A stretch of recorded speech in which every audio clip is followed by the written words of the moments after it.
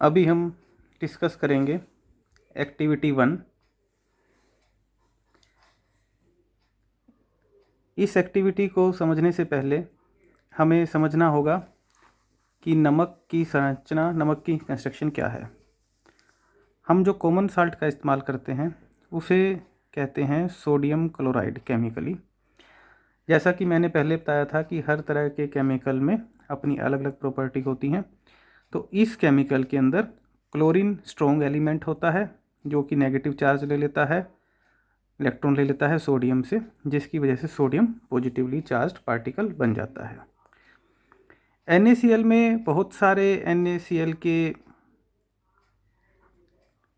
Molecules रहते हैं और ये NaCl के बहुत सारे मॉलिक्यूल्स आपस में अपोजिट चार्ज होने की वजह से एक दूसरे से अट्रैक्शन जनरेट करते हैं, एक दूसरे को अट्रैक्ट करते हैं।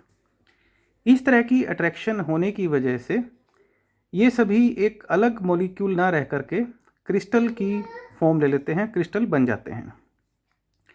क्रिस्टल एक संरचना होती है, एक सिस्टम होता है, एक स्ट्रक्चर होती है। जैसे हम एक क्यूब को देखते हैं, एक क्यूब को देखने पे उसके फ्रंट फेस पे हमें एक स्क्वायर दिखाई देगा और ऐसा ही एक स्क्वायर उसमें पीछे की तरफ होगा। तो क्यूब के जो वर्टिसेज हैं उन पे अगर हम ये मान लें कि एक वर्टेक्स पे सोडियम लगा हुआ है, दूसरे पे क्लोरीन, यहाँ पे सोडियम है तो यहाँ पे भी क्लोरीन, तो ये NaCl यानी कॉमन साल्ट का क्रिस्टल बन जाएगा। और इस क्रिस्टल में ये एक क्रिस्टल है, ऐसे लाखों की संख्या में क्रिस्टल्स होंगे जो एक दूसरे के साथ जुड़े होंगे। इस क्रिस्टल को हम अपनी आंखों से नहीं देख सकते, इसे देखने के लिए हमें माइक्रोस्कोप की ज़रूरत पड़ती है। जब इस तरह के लाखों क्रिस्टल्स बन जाते हैं तब एक नमक का दाना यानी एक नमक का छोटा सा पार्टिकल बनता है जिसे हम देख पाते हैं। तो लाखों क्रिस्टल इस तरह के मिलने के बाद ही जो पार्टिकल बनता है उसे ही हम देख पाते हैं। अब इस NaCl को हम पोलर सब्सटेंस कहेंगे, क्योंकि जैसा कि मैंने आपको पिछले लेक्चर में बताया था, अगर ऐसा मॉलिक्यूल जिसके अंदर पॉजिटिव और नेगेटिव चार्ज सेपरेट हो गए तो उसे पोलर सब्सटेंस कहा जाता है। ऐसा ही दूसरा पोलर सब्सटेंस जिसकी हमने बात की थी वो पानी था, वाटर था। तो वाटर के अंदर भी पोलैरिटी होती है। सोडियम क्लोराइड की पोलैरिटी पॉजिटिव और वाटर की पोलैरिटी नेगेटिव, अपोजिट चार्ज एक दूसरे को अट्रैक्ट करते हैं। तो जब इसमें O नेगेटिव और H पॉजिटिव जो कि दो होंगे, जब सोडियम क्लोराइड के पास आएंगे तो O नेगेटिव सोडियम को अट्रैक्ट करेगा और H पॉजिटिव क्लोरीन नेगेटिव को अट्रैक्ट करेगा। इस अपोजिट चार्ज के अट्रैक्शन की वजह से सोडियम क्लोराइड का मॉलिक्यूल कमज़ोर पड़ जाएगा, सोडियम अलग हो जाएगा, क्लोरीन अलग हो जाएगी और ये वाटर के मॉलिक्यूल के साथ अट्रैक्ट होंगे। ये एक केमिकल रिएक्शन नहीं होगा, ये एक टेम्परेरी अरेंजमेंट की तरह होगा। अब जैसा कि हमने पिछले लेक्चर में एक बात और डिस्कस की थी कि जो वाटर के मॉलिक्यूल्स होते हैं वो क्लस्टर की फॉर्म में होते हैं, उनके क्लस्टर्स बने होते हैं। तो मैं थोड़े से क्लस्टर बना के दिखा रहा हूँ वाटर के मॉलिक्यूल्स के। ये मान लीजिए कि वाटर के मॉलिक्यूल के 4 क्लस्टर हैं। अब इन क्लस्टर के बीच में काफ़ी स्पेस होता है, तो काफ़ी स्पेस होने की वजह से NaCl जो कि मैं डॉट्स की फॉर्म में दिखा रहा हूँ इनके बीच में आ जाता है। जब NaCl इनके बीच में आएगा तो ये कोई भी अलग से जगह नहीं लेगा, ये वाटर के मॉलिक्यूल्स के क्लस्टर के बीच में जो जगह है उसी जगह को ले लेगा। फिर हमने जैसे कि इस प्रोसेस को एक्सप्लेन किया है कि जिसमें वाटर के मॉलिक्यूल्स सोडियम और क्लोरीन के मॉलिक्यूल्स को अलग अलग अपनी तरफ खींच लेते हैं, तो उसकी वजह से जो सोडियम क्लोराइड है पहले एक क्रिस्टल की फॉर्म में था, अब उसके सोडियम और क्लोरीन दोनों अलग अलग हो जाएंगे। तो ये सोडियम और क्लोरीन पानी से अट्रैक्ट होंगे, वाटर से अट्रैक्ट होंगे। वाटर से अट्रैक्शन की वजह से इनकी आपस की अट्रैक्शन कमज़ोर हो जाएगी, वीक हो जाएगी। और जब इनकी आपस की अट्रैक्शन वीक हो जाएगी तो सोडियम और क्लोरीन अलग अलग बन के पानी के साथ डिजोल्व हो जाएगा। ये जो प्रोसेस हम कर रहे हैं ये फिजिकल चेंज है। इसे फिजिकल चेंज इसलिए कहा गया है कि जब आप नमक और पानी को डिजोल्व कर लेते हैं, घोल देते हैं आपस में, चाहे नमक और पानी को घोलिए, चाहे नमक और चीनी को घोलिए, उसके बाद फिर आप क्या करते हैं, इस बीकर को सन में रख देते हैं या हीट करते हैं, गर्म करते हैं। तो सन में रखने के बाद जो इसके अंदर पानी है, पानी थोड़ी देर के बाद उड़ना शुरू हो जाएगा और एक टाइम ऐसा आएगा जब सारा पानी उड़ जाएगा और इसके अंदर सोडियम क्लोराइड रह जाएगा। ये सोडियम क्लोराइड बिल्कुल वैसा ही होगा जैसा कि आपने स्टार्टिंग में, प्रारंभ में इसमें डिजोल्व किया था। इसको आप इस तरीके से देख सकते हैं कि हमारे पास जो समुंदर होता है, सी होता है, उसके अंदर वाटर और साल्ट डिजोल्व होते हैं। हम वाटर और साल्ट को एक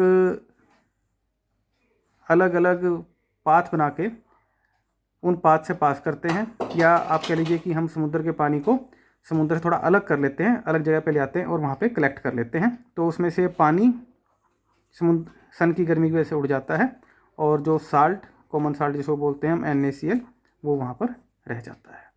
तो इस तरह से हम नमक और पानी को सिर्फ गर्म करके अलग कर सकते हैं और इस प्रोसेस में कोई भी केमिकल चेंज नहीं आता। तो केमिकल चेंज नहीं आने की वजह से ये सिर्फ एक फिजिकल प्रोसेस मानी जाती है।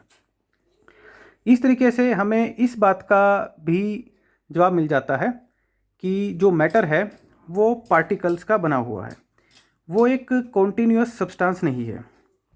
कॉन्टीन्यूअस सब्सटेंस का मीनिंग ये रहेगा कि अगर हम कहते हैं कि हमारे पास एक कागज़ का टुकड़ा है, तो कॉन्टीन्यूअस सब्सटेंस अगर हम कहते हैं तो उसका मतलब ये है कि इस कागज़ के टुकड़े में एटम्स या मॉलिक्यूल्स नहीं है, ये एक मैटर है जो कि कॉन्टीन्यूअस है और इसमें एटम्स और मॉलिक्यूल्स के बीच में कोई स्पेस नहीं है।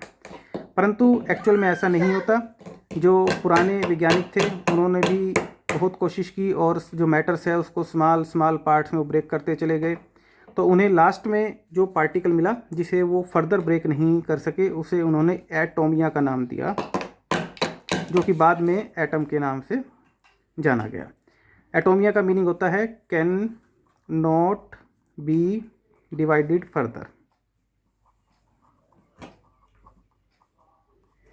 तो ये जो एटोमिया था वही बाद में एटम के नाम से जाना गया।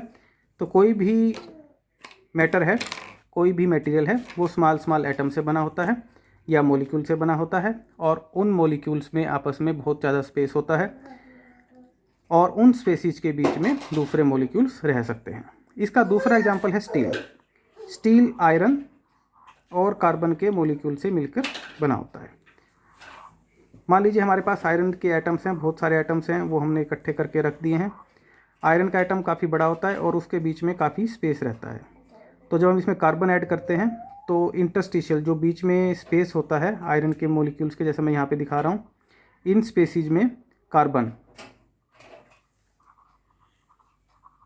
एंटर कर जाता है। कार्बन के एंटर की वजह से ये जो इसके इंटरस्टिशियल स्पेसीज है ये भर जाते हैं, फिल हो जाते हैं और इंटरस्टिशियल स्पेसीज फिल होने की वजह से ये मटेरियल पहले से ज़्यादा स्ट्रॉन्ग हो जाता है और इसे हम जानते हैं स्टील के नाम से। तो ये दूसरा एग्जांपल है जो आपको बताएगा कि जो हमारा मैटर है वो एटम्स का बना होता है और एटम्स के बीच में स्पेसीज होते हैं और उन स्पेसीज में हम दूसरे एटम्स या मॉलिक्यूल्स को फिलअप कर सकते हैं। परंतु ये जो प्रोसेस हमने डिस्कस किया, पानी में नमक घोलना और आयरन में कार्बन को फिल करना, आयरन में कार्बन को फिल करेंगे then it will become an alloy. इसको आप सिंपल प्रोसेस से सिर्फ हीटिंग से सेपरेट नहीं कर पाएंगे, जबकि इसको हम से हीटिंग से दोनों मॉलिक्यूल्स को, वाटर को और सोडियम क्लोराइड को अलग कर सकते हैं। पर इस प्रोसेस में हम सिमिलर प्रोसेस को फॉलो नहीं कर सकते। इसको अलग करने के लिए कुछ दूसरी प्रोसेसेस हैं जो कि हम अगली क्लास में पढ़ेंगे।